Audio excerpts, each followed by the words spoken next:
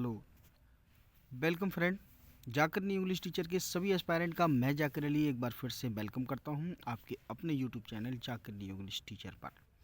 आज हम लिटरेचर की एक बेहतरीन क्लास लेकर आए हैं जिसमें रोमांटिक पोइट विलियम वर्ड्सवर्थ के कुछ इम्पोर्टेंट और गोल्डन फैक्ट्स हैं, उन पर डिस्कस करेंगे। आज की क्लास जो है बहुत ही इम्पोर्टेंट होने वाली है।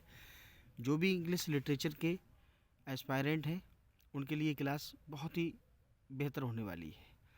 तो वीडियो शुरू करने से पहले आपसे रिक्वेस्ट है, प्लीज़ चैनल को आप पहली बार जुड़े हों तो सब्सक्राइब कर लीजिए, बेल आइकन प्रेस कर लीजिए, लाइक कीजिए, शेयर कीजिए। वीडियो अच्छी लगे तो एक लाइक और एक कमेंट तो बनता ही है। चलिए बिना किसी देरी के हम शुरू करते हैं।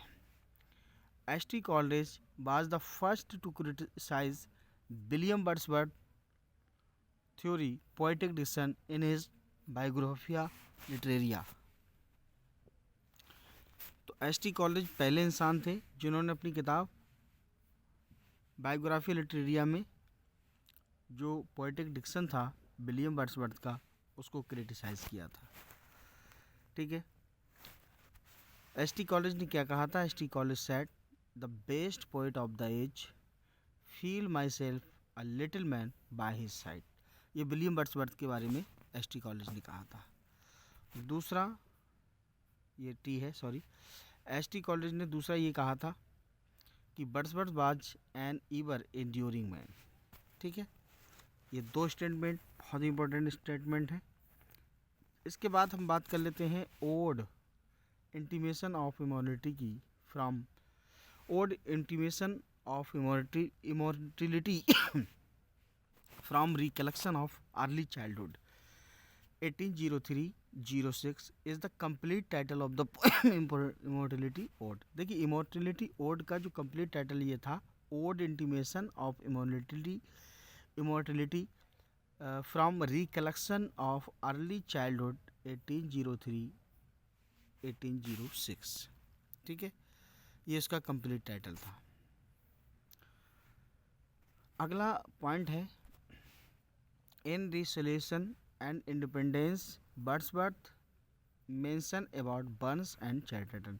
देखिए, एक पोएम थी इनकी रिसोल्यूशन एंड इंडिपेंडेंस, इसमें चैटरटन और रॉबर्ट बर्न्स को उन्होंने मेंशन किया था। आगे बात कर लेते हैं character of A happy barrier. Character of the happy barrier ये इन्होंने लॉर्ड नेल्सन जो थे उनकी डेथ के बाद लिखी थी। और फ्रेंड, ये जो पोएम थी ये पार्टली कमेमोरेशन थी on the death of his brother John Wordsworth. इनके भाई जॉन वर्ड्सवर्थ के को ये डेडिकेट की गई थी ये पोएम। ठीक है,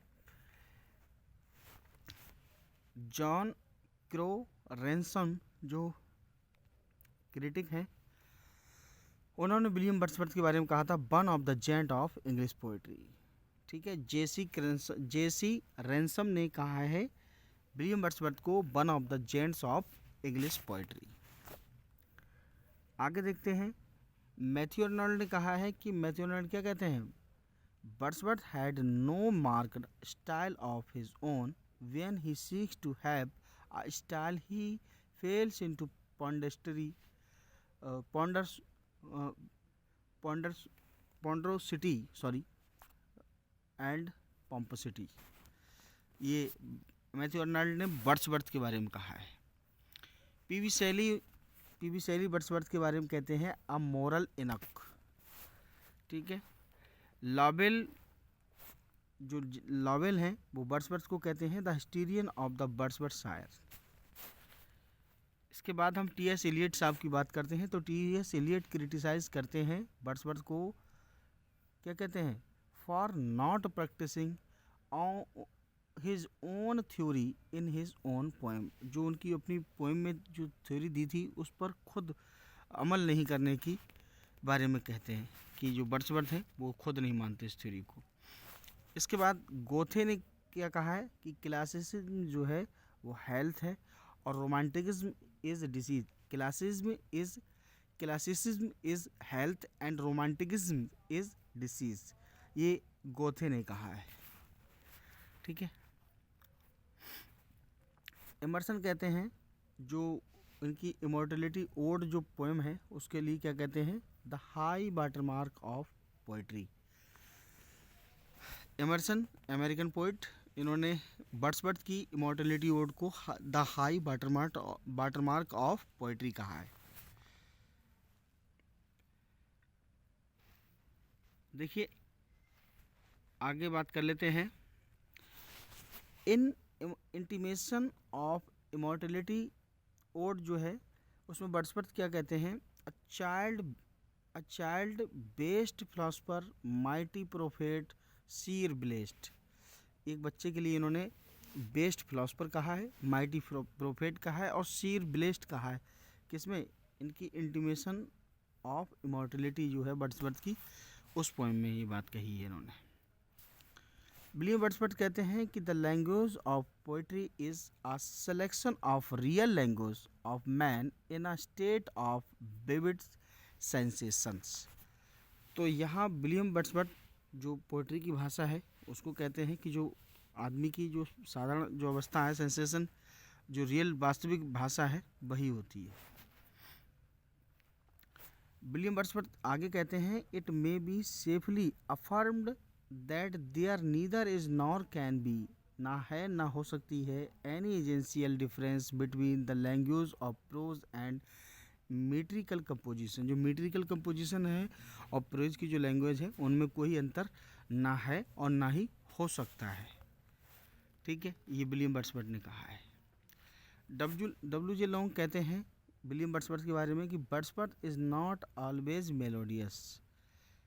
वर्ड्सवर्थ जो है वो सदा मधुर नहीं है, दैट कि he is seldom graceful and only occasionally inspired. ठीक है, ये बात डब्ल्यू जे लॉन्ग ने विलियम वर्ड्सवर्थ के बारे में कहा है। विलियम वर्ड्सवर्थ के लिए डब्ल्यू जे लॉन्ग एक बात और कहते हैं कि he is the greatest poet of the nature that our literature has produced. ठीक है, वो एक सबसे बड़े कवि हैं नेचर के जिन्होंने हमारी साहित्य को उत्पन्न किया। W J long William Wordsworth के बारे में एक बात कहते हैं कि Wordsworth is absolutely without humour. आगे विलियम वर्ड्सवर्थ कहते हैं, विलियम वर्ड्सवर्थ के लिए डब्ल्यू जे लॉन्ग कहते हैं, विलियम जे लॉन्ग कहते हैं कि वर्ड्सवर्थ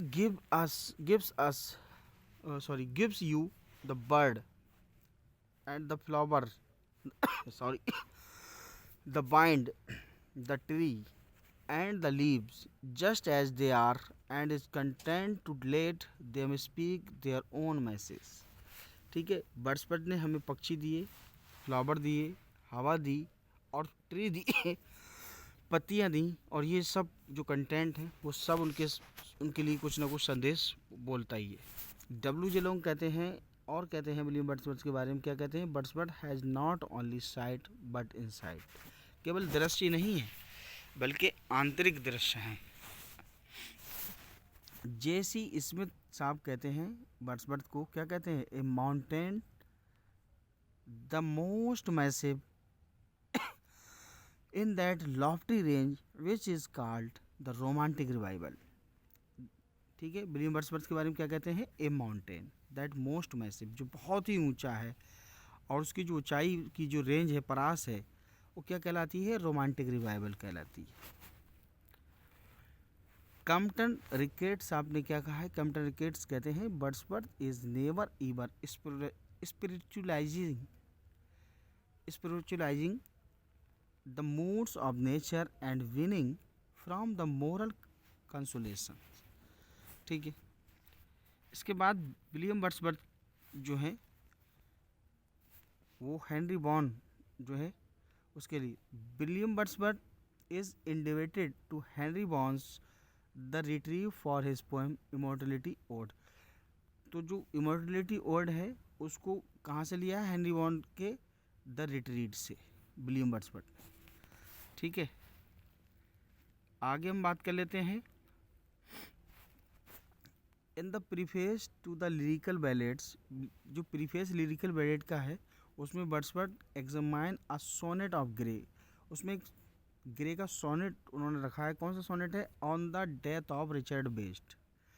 और friend the preface of the Lyrical Ballads came in 1800, 1800 में आया था। ठीक है, जो प्रीफेस था वो 1800 में आया था। वर्ड्सवर्थ एडेड अपेंडिक्स, इसमें appendix to the preface to trace out the history of poetic diction and to point out the defect of टेक new classical poetic Dickson.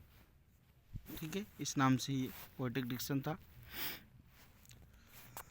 Friend Wordsworth said in his preface to lyrical ballad, जो उनका preface to lyrical ballot है उसमें उन्होंने कहा है poetry sheds no tear such as angels weep but natural and human tears, ये इन्होंने प्रीफेस में कहा है।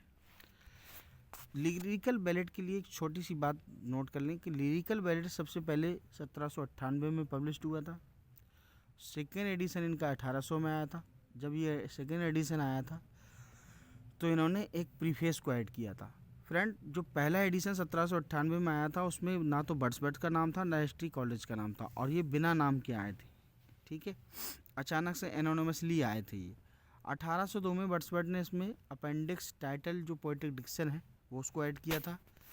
इसका जो चौथा एडिशन आया था, फोर्थ एंड फाइनल जो एडिशन आया था वो 1805 में आया था, और ये पोएम 1802 में अमेरिका में पब्लिश हुई थी। लिरिकल बैलेट जो है फ्रेंड इसमें 23 पोएम्स थी, और एसटी कॉलेज की 4 पोएम थी, और 19 पोएम विलियम वर्ड्सवर्थ की थी। लिरिकल बैलेट एसटी कॉलेज की एंशिएंट मैरिनर से खुलता है, और इसका एंड जो है टिंटर्न एबी जो विलियम वर्ड्सवर्थ की पोएम थी उससे इसका लास्ट होता है। टोटल पोएम 23 थी, इसमें 19 पोएम जो है विलियम वर्ड्सवर्थ की थी और 4 पोएम जो है वो एसटी कॉलेज की थी। इसके बाद विलियम वर्ड्सवर्थ जो है डिफाइन करते हैं प्रीफेस टू लिरिकल बैलेट में, क्या कहते हैं कि poetry is the spontaneous overflow of powerful feelings, it takes its origin from emotions recollected in tranquillity. Friend ये लिरिकल बैलेट का जो प्रीफेस था उसमें पोएट्री के बारे में विलियम वर्ड्सवर्थ ने कहा था। William Wordsworth, S T Coleridge, Robert सदी, ये जो हैं लेक पोएट के नाम से जाने जाते थे, और ये एक मैगजीन थी जिसके राइटर थे जेफरी। क्या नाम था उनका? जेफरी। जेफरी ने इनको ये बात कही थी। इन तीनों के लिए लेक पोएट कहा था। रॉबर्ट ब्राउनिंग ने अपनी जो रॉबर्ट ब्राउनिंग थे उन्होंने अपनी एक पुस्तक लिखी, एक पोएम लिखी थी द लॉस्ट लीडर, जो 1845 में आई थी। उन्होंने जब विलियम वर्ड्सवर्थ ने 1843 में पोएट लॉरेट की उपाधि ले ली थी तो उन्होंने कहा था कि just for handful of silver of he left अस, केवल एक मुट्ठी भर सिल्वर के लिए उन्होंने हमें छोड़ दिया। Just for ribbon to stick in his coat, जो उनके कोट पर एक रिबन बंधेगा, रिबन बैंड होगा, उसके लिए हमें छोड़ दिया। ये रॉबर्ट ब्राउनिंग ने अपनी जो पोएम थी lost leader, the lost leader 1845 में आई थी, उसमें इसको मेंशन किया था। इसके बाद पैंथिज्म की बात करते हैं तो pantheism is the best associated with Wordsworth. William Wordsworth के साथ पैंथिज्म जो है वो जुड़ा हुआ है। वर्ड्सवर्थ का is called the worshipper of nature. William Wordsworth को वर्शिपर ऑफ नेचर भी कहा जाता है। आगे देख लेते हैं, आगे जो डिस्कशन है कि William Wordsworth is regarded the poet of the nature both law and impulse. ठीक है, तो फ्रेंड कैसा लगा ये सेशन? ऐसे ही छोटे छोटे वीडियो के माध्यम से हम आपको जो लिटरेचर की जो डेप्थ है वो देते रहेंगे। फ्रेंड आपसे रिक्वेस्ट है कि आप हमारे चैनल पर नए हो तो प्लीज़ चैनल को सब्सक्राइब कर लें। चैनल को सब्सक्राइब करने के साथ साथ बेल आइकन प्रेस कर दें जिससे नोटिफिकेशन आपको मिलता रहे। फ्रेंड आपका अपना जो चैनल है जाकर न्यू इंग्लिश टीचर, जाकर न्यू इंग्लिश टीचर, ये सिर्फ और सिर्फ स्टडी की बात करता है, सिर्फ इंग्लिश लिटरेचर, इंग्लिश वोकैब और इंग्लिश ग्रामर के लिए आप जाकर न्यू इंग्लिश टीचर को ज़रूर सब्सक्राइब करें। वीडियो अच्छी लगी हो तो कमेंट बॉक्स में एक प्यारा सा कमेंट तो बनता ही है, और वीडियो को लाइक करें, शेयर करें, कमेंट करें। Thanks for watching.